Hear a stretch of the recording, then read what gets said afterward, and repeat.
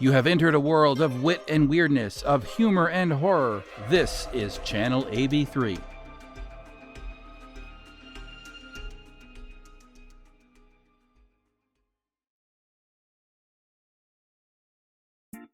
Greetings, I'm Bruno III, the mastermind behind this podcast. I'd like to share that in addition to crafting bizarre and whimsical tales, I'm also involved in the world of real estate. Whether you're in the market to sell your home, find a new one, or explore real estate investment opportunities, don't hesitate to get in touch with me at albertbruno3@kw.com. And now, without further ado, let's dive into today's episode.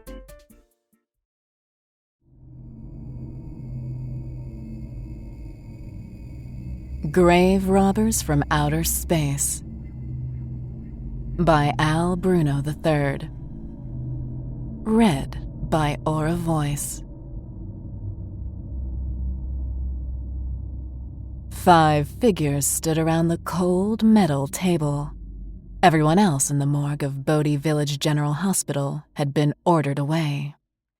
Dr. Gerald Becker, consultant for the Center for Disease Control, leaned over the body on the table, watching as its mottled gray flesh puckered around the tip of the scalpel and slowly gave way. Blood, long gone cold, welled up half-heartedly around the edges of the wound. With practiced ease, he made an incision from sternum to pubis.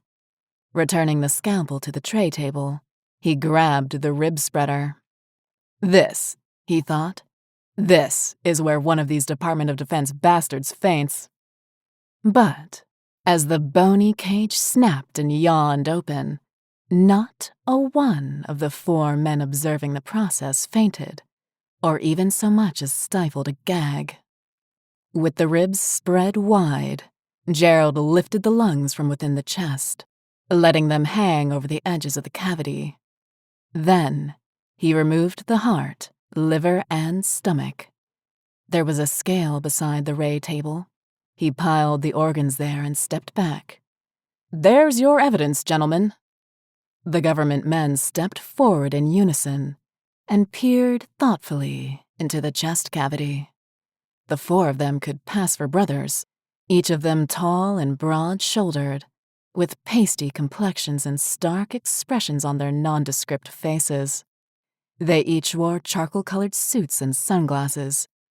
Only the leader of the 4, Special Agent Douglas, stood out, and that was because he wore a dark brown fedora that didn't really go with his ensemble. Gerald wondered if the man was trying to look like some kind of old movie detective, or if he was going bald. After about 5 minutes of staring intently at the body, Agent Douglas asked, "How did you find out about this?" "As you know." Gerald couldn't believe how calm they were acting. But then again, maybe this wasn't their first autopsy. "I was dispatched here to investigate an outbreak of what appeared to be a new strain of cholera.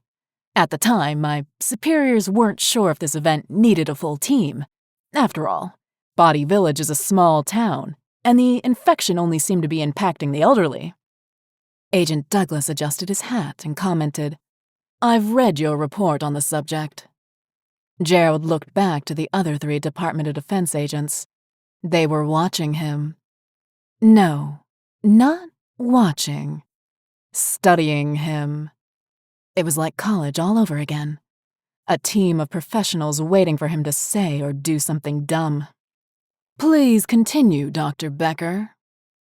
"When I arrived here, I got right to work. I didn't notice anything odd at first. I was too busy trying to explain and deal with this new strain of cholera. It wasn't until my 3rd night here that I realized what was happening." Agent Douglas stared into one of the refrigerated cabinets used for storing bodies. Its door had been torn off, and there were bloody finger trails all along the inside of the cubicle. "Please, go on." Gerald continued speaking. 12 people had died by then, and I was exhausted. My motel was in walking distance, so I decided to try and wake myself up with a brisk walk back. I was tired and I wasn't really paying attention to my surroundings. Someone was walking down the middle of the sidewalk, and I never even saw them. They knocked me on my ass and kept going. I would have said something, but I recognized them. How couldn't I? It was an old fart I'd performed a post-mortem on a day ago. Did you tell this to anyone? The local police or the hospital staff? Agent Douglas asked. Gerald shot him a glare. Tell them what? That the dead were coming back to life? What did you do next?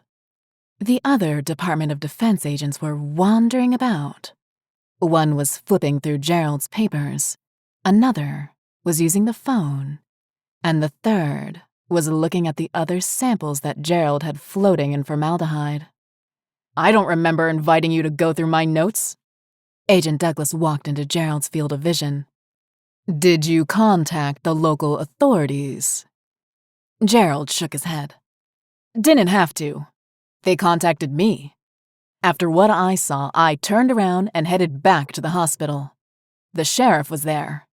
The power had gone out in the critical care wing. For some reason, the backup generators had never come online and 8 more patients had died.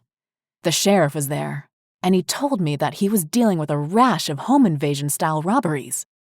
The mayor's family and several other prominent townsfolk were missing. Had there been any ransom demands? No, and at this point, we weren't expecting any. Special Agent Douglas regarded the doctor oddly as he itched under the brim of his fedora. Why? It made no sense. Why kidnap the citizens of a tiny little Oregon town? Certainly not for money. The sheriff and I both suspected something far worse. And when were those suspicions confirmed? The next morning, at the cemetery. The grave robbings. Desecrations, Gerald spat. Every grave less than a decade old had been dug up, the coffins destroyed, the bodies removed. I knew it was all connected somehow. Intuition? Exactly. Agent Douglas frowned. I don't believe in intuition. Good for you. Gerald peeled off the stained surgical gloves. Why are you so damn calm? What's our next course of action? The dead are coming back to life and attacking anything with a pulse. I understand you helped the locals find a way to kill these beings? Gerald growled with frustration. Was this guy even listening? It all started when I was talking to one of the sheriff's deputies. We were all milling around the hospital conference room. Then, I noticed that the pinky finger on his right hand was bent at a weird angle. There was a nub of bone protruding from the skin. He was just standing there, casually talking to the receptionist girl. She had just brought us some snacks. That must have looked odd. Very odd. When I confronted him about it, he tried to put his hand behind his back, but I grabbed it and got a better look. The fingertips were blue, and his lips were a pale color. He was dead. Dead, and talking about the weather. I shouted for something to restrain him. That's when he went crazy. Agent Douglas nodded thoughtfully. And that is when Jessica Zellman was killed? Yeah, the receptionist. The dead deputy hit her with so much force it broke her neck. She wasn't even blocking his way, he just did it. The sheriff didn't even think. He just drew his revolver and opened fire. The first shot blew a hole right through the dead deputy's head. It should have killed him, but instead, he started running. The sheriff fired twice more, hitting the son of the bitch in both legs. He went down, but he still kept moving, crawling away. The sheriff and the other deputies caught up to him. They emptied their revolvers into the dead deputy. That stopped him. One of the bullets blew a hole into the small of his back and out the stomach. That's when we saw the foreign matter. There wasn't much, but I preserved it as best I could. Gerald nudged the body on the table. you can get a better look at the creature in here." Agent Douglas looked again into the body, staring dispassionately at the ugly shape wrapped around its spinal cord. The creature was like a cross between a centipede and a lobster. He said nothing. Gerald felt his intuition kicking in again.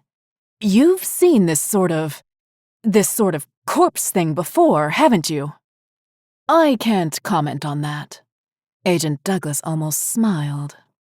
"But please, continue with your story." After that, the sheriff deputized a bunch of good old boys and got to work. They set fire to the funeral home and captured or killed as many of the corpse things as they could. I kept cutting them up as fast as the deputies could get them to me. It didn't take me long to realize that these bug parasite things were enough like insects that they might be vulnerable to chemical attack. Gerald Becker gave the agents a self-satisfied smile. "We got a volunteer to get up close to some of the corpse things and spray them with a mixture of DDT and other dangerous chemicals. They collapsed within 10 seconds of exposure. We commandeered one of the trucks they used for the annual mosquito spraying and got to fumigating." Agent Douglas frowned. "Weren't you worried about the after effects on the population?" "Look what we're up against!" Gerald stood next to him and pointed at the thing entwined around the corpse's lower spinal cord.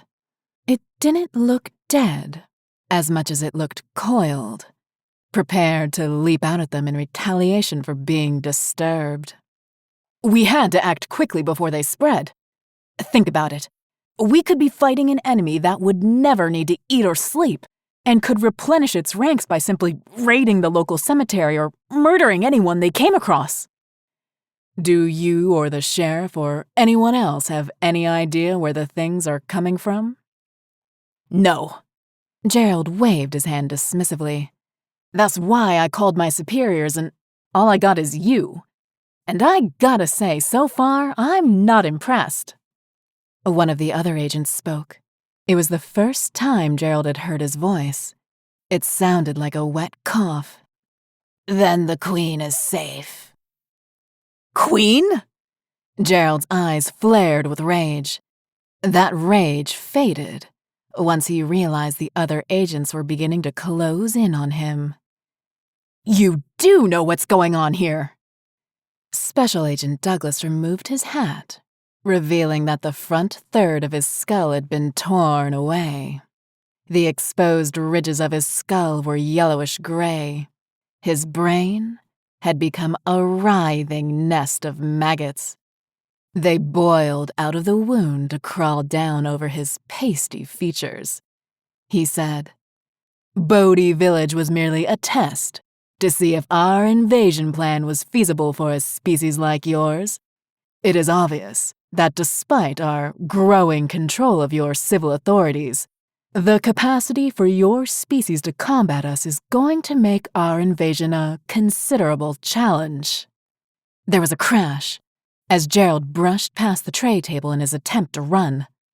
The 4 corpse things caught him easily and pulled him down to the floor. They held him fast. Their cold hands tore at his clothes, stripping him to the waist.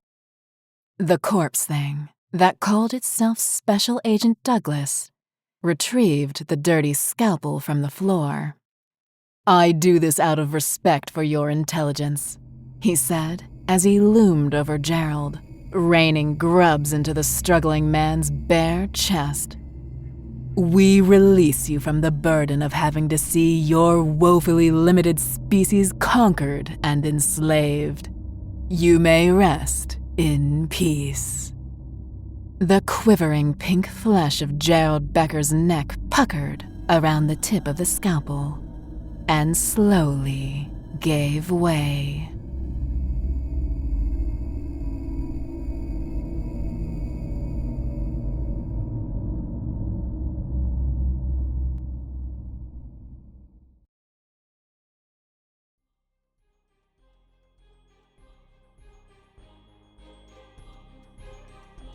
This is Channel AB3, was written and produced by Bruno III.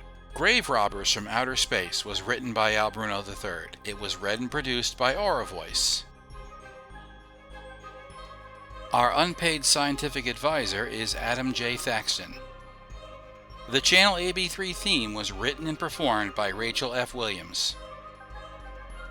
The Channel AB3 logo was designed by Antonio G. If you're enjoying the show, please consider following the link in the show notes and becoming a one-time donor or recurring subscriber. Your support really helps. And speaking of things that really help, please consider leaving us a review wherever you can. Reviews really help people find the show. This is Channel AB3 is distributed and licensed under a Creative Commons Attribution, Non-Commercial Share-alike 4.0 International License. Thanks for listening. I'll catch you later.